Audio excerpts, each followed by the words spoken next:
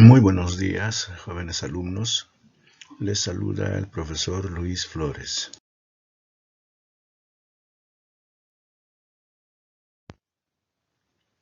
Aun cuando estamos escuchando cosas alentadoras frente a la pandemia, nosotros no debemos descuidarnos en ningún momento. No hay que confiarse. Sigamos observando ese comportamiento que nos recomiendan las autoridades para bien de todos nosotros.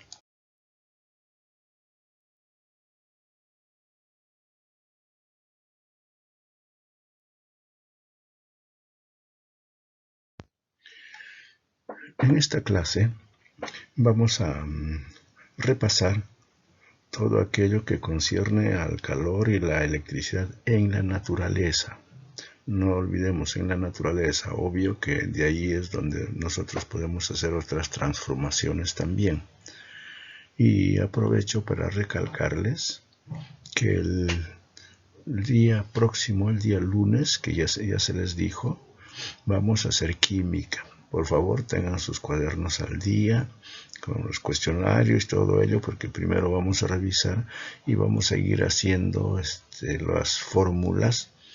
Entonces procederemos para usar aunque sea un pizarrón, porque es un poco difícil decirlo solamente en palabras.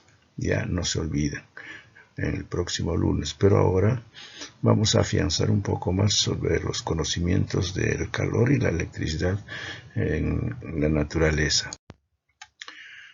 Recordemos que el cambio climático puede afectarnos o puede beneficiarnos en nuestra vida y sobre todo en la de las plantas y los animales. Puede ocasionar inclusive fenómenos negativos en el exceso, por ejemplo, del agua, cuando hay inundaciones, cuando hay exceso, digamos, del calor. Entonces los extremos siempre van a ser malos. Y el ser humano, claro, tiene la posibilidad de sobreponerse ante estas inclemencias climáticas, ¿no? Pero recordemos que siempre puede afectarnos y que nosotros tenemos que adaptarnos. Eso lo han hecho los animales, eso lo han hecho las plantas. Obviamente, si los cambios son extremos, son mayores, entonces de repente algún animal o alguna planta no se adapta y tendrá pues que morirse, porque es una realidad, ¿no? O te adecuas, o te adaptas a tu medio ambiente o desapareces, ¿no? Las plantas lo han hecho así, los animales en su evolución, el ser humano en los millones de años que han pasado, hemos venido adaptándonos, como si dijéramos la supervivencia de los más aptos. Como hablamos de la electricidad en el medio ambiente, yo considero que debemos profundizar un poco en el conocimiento de estos fenómenos naturales, eléctricos por supuesto, que son los rayos, relámpagos y truenos, que en realidad viene a ser uno solo. Podríamos decir que empieza con los rayos, que van a producir luz y luz intensa, que vienen a ser los relámpagos. Y esos rayos que se producen por el choque de, por ejemplo, nubes cargadas de electricidad contraria o por el choque de nubes con las cumbres altas que se frotan, diríamos así, en su movimiento, van a ocasionar un sonido que se va a llamar trueno. Entonces diferenciemos bien, ¿no? Rayos, relámpagos y truenos. Rayos es cuando chocan dos cuerpos cargados con electricidad contraria. Recordemos, porque creo que en química también hemos visto aquello, que las cargas contrarias se atraen, positivo con negativo, por decir así, y cargas iguales se rechazan, ¿no? Entonces acá necesariamente tienen que haber cargas eléctricas contrarias que van a producir una luz, un reflejo muy intenso que se llama relámpago y un ruido que se llama el trueno, ¿no? Eso lo hace la madre naturaleza. No se olviden entonces cómo es que se ocasionan, cómo es que se cargan de electricidad las nubes, ¿no? En este caso pueden ser nubes con nubes o pueden ser nubes también con las cumbres altas que tenemos, por ejemplo, en la sierra peruana, ¿no? Entonces, visto este proceso, que estamos hablando de las cumbres altas, etc., ¿por qué no ocurren estos fenómenos, los rayos, relámpagos y truenos en Lima? ¿No? Porque en otras partes del mundo, por decir así, en la sierra peruana, nomás para variar, en la selva, se producen estos fenómenos. ¿Y por qué no en la costa? La respuesta es sencilla, porque Lima, en este caso hablemos solamente de Lima, tiene un clima muy húmedo, sobre todo en invierno, que a veces ocasiona daños a la salud. Entonces, la humedad es un buen conductor de la electricidad. Entonces, las nubes no pueden cargarse de electricidad, porque si empieza a cargarse un poco, simplemente lo va a perder a través del aire húmedo. Imagínense que la humedad es como un alambre, ¿no?, por donde puede pasar la electricidad. Este hecho no ocurre pues en otros sitios y tienen que utilizar algo que les proteja. ¿Cuál es esa protección? Se llaman los pararrayos, que fue inventado por Thomas Alva Edison, un norteamericano, que hizo como algo más de 1000 inventos. Algo más de 1000 inventos. Uno de esos inventos fue el pararrayos, y así pudo proteger, por decir así, a las casas, a las ciudades, con el pararrayos, que lo vamos a ver a continuación. Recordarles que estas cargas eléctricas son intensas. Va a tener millones de voltios, miles de amperímetros, etc. Muy peligroso si no hay forma de neutralizarla. Y recordar que estos rayos, relámpagos y truenos están ocasionando varios de ellos por cada segundo en alguna parte de nuestro planeta. O sea que son muy frecuentes. En este gráfico pueden ustedes observar cómo incluso la ciudad se ilumina con estas descargas eléctricas, toda la ciudad, porque son millones de voltios. No son miles, pueden ser millones de voltios. Entonces deben ser unas nubes muy grandes, con electricidad contraria, porque no se olviden, si van a atraerse, van a juntarse, es porque tienen cargas contrarias, positivo con negativo, ¿ya? Entonces, esto en otros países en los que tienen especialmente clima seco, el ambiente es seco, no es tan húmedo como en el caso de Lima, por ejemplo. Entonces estos fenómenos se van a presentar con mucha frecuencia, en lo que ellos consideran, por ejemplo, las tormentas, ¿no?, que no solamente viene con rayos, viene con vientos, los huracanes, etc. Nosotros, pues, si no tenemos estas cosas, por decir que el clima es húmedo, pero tenemos otras ventajas. Nuestro clima realmente no varía mucho y estamos libres de todas estas tormentas, ¿ven? Aquí les presento más o menos cómo es el pararrayos.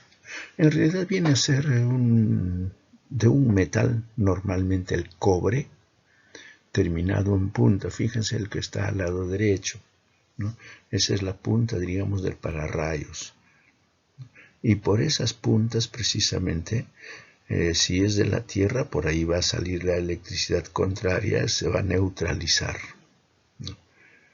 O también, si la nube está cargada, por esa punta puede ingresar para neutralizarse en la Tierra. Fíjense ustedes cómo está instalado.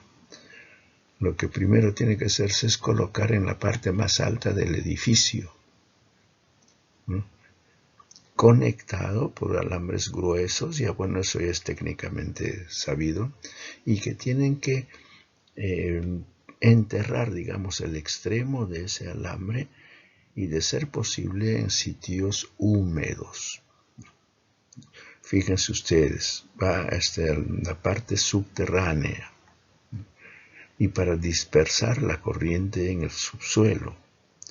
Si ustedes recuerdan, en nuestro colegio, en el patio donde formamos, o donde vamos a volver a formar, ¿se acuerdan? Había como una losa que podía moverse. Allí estaba enterrado, diríamos así, esta varilla subterránea. Entonces, todas nuestras computadoras, sistema electrónico, por si acaso, era para que la corriente que pudiera ser peligrosa, se disipe, se neutralice en el interior. Algo parecido ocurre con los pararrayos. Como les digo, en Lima, pues nadie va a ser loco de poner su pararrayo si no lo va a necesitar. No lo tenemos, ¿no? Es conveniente, chicos, que nosotros hablemos algo más de Tomás Alva Edison. Esto tuvo más de 1000 inventos, ¿no? Que a veces fue criticado diciendo que se copió, qué sé yo, pero él es el que lo hizo conocer, llamémosle así. Fíjense, el precursor, digamos, del cinema. El fonógrafo, por primera vez escuchaba un sonido no emitido por planta ni animal, sino por un movimiento y que producía música. Creían pues que algo diabólico. ¿Quién podría creer en esa época? Invento también de Edison, el fonógrafo. La lámpara de incandescencia, en otras palabras, el foco eléctrico, fue invención también de Edison. Y al último, por ejemplo, así muy parecido pues al cine, pero cómo es que se originaba, diríamos así, el movimiento, las películas, etc. Pero no digo más incluso porque en el cuestionario que van a llevar ustedes, que está, miren ustedes, es pura teoría, algo que debemos saber como cultura inclusive, va a haber una pregunta o digamos algo que investiguen algo sobre Tomás Alva Edison. Yo les recomiendo que lo busquen bien y no van a decir por los 1000 inventos, por decir los 10 primeros o más importantes inventos. Aquí, por ejemplo, el que más atrajo entre sus inventos fue el fonógrafo, el poder escuchar música y volverlo a repetir, que nunca había ocurrido. A ver, chicos, todo lo que les he tratado de explicar, realmente con lo que ustedes hayan escuchado, leído, pueden resolver este cuestionario. Muy fácil, ¿no? Acá, por ejemplo, si lo escuchan de nuevo, bueno, lo que hemos explicado, ¿cuál es primero, el trueno, el rayo o el relámpago? Acá, por supuesto, está, para ayudarles, está puesto en desorden, ¿no? Y después, acá dice primero, ¿no? Ustedes numeren estos 3 componentes. En la segunda dicen qué cosa es cada una de ellas. No se olviden que los cuerpos se electrizan, por decir así, ¿cómo se electrizan los cuerpos, ¿no? Se electrizan especialmente, y en este caso, por frotamiento, cuando se frotan, ¿no? Por frotamiento. Por supuesto hay otras formas. Aquí nos interesa solamente nuestro tema. ¿Cómo se cargan de electricidad las nubes? Precisamente frotándose entre ellas, o con el viento, o con las cumbres. Pero tiene que haber un frotamiento. Ya les dije por qué no ocurren estos fenómenos en Lima. La humedad de nuestra atmósfera no permite que las nubes se carguen de electricidad porque inmediatamente el aire húmedo que conduce los descarga. ¿Cuándo se electrizan los cuerpos? Retrocedan, chicos, al átomo. Ustedes saben que el átomo tiene la misma cantidad de protones que de electrones y que los únicos que se mueven son los electrones y están en cantidades iguales. Si el cloro tiene 17 protones, debe tener también 17 electrones. Si por alguna razón se pierde ese equilibrio, el átomo se electrizó. Si ganó electrones, se electriza negativamente. Si pierde electrones, se electriza positivamente. Eso es lo que hemos dicho en química y lo estoy repitiendo. Fíjense acá en las 7, se los dejo a ustedes porque esa es una deducción. Para terminar, chicos, acá tenemos las preguntas que debemos terminarlo y ponerlo, por supuesto, en esa web. Eso les conviene a todos ustedes, nos conviene a todos nosotros, porque no vamos a estar dando malos informes negativos a la familia, etc., ¿no? Cuando dice cómo podemos protegernos de estos fenómenos naturales, que estoy hablando pues de la electricidad, o sea, del rayo, el relámpago, etc., ya saben, del pararrayos. Expliquen cómo funciona viendo el gráfico. ¿De quién inventó el pararrayos? Facilísimo. Aquí lo que les decía, cuando un átomo se carga de electricidad, cuando gana o pierde electrones. Cuando gana o pierde electrones, no protones. Y finalmente, algo sobre Thomas Alva Edison. Como referencia, por ejemplo, él fue a manera de un empresario, tipo un industrial, pero que hizo muchas investigaciones. Bueno, chicos, cuídense mucho. Esto es todo por ahora. Y tomen la importancia que tienen estos trabajos, ¿no? De gente que inclusive nosotros podríamos imitarlo, ¿no? Porque inventar o crear es hacer algo que no existió jamás, ¿no? Y eso es una cualidad del ser humano, su mente lo puede hacer y nosotros podríamos hacer algo semejante. Cuídense bastante de la pandemia que todavía estamos padeciendo. No se confíen de las noticias alentadoras. No vaya a ser que nos venga un desaliento posteriormente por confiados. Muy buenos días.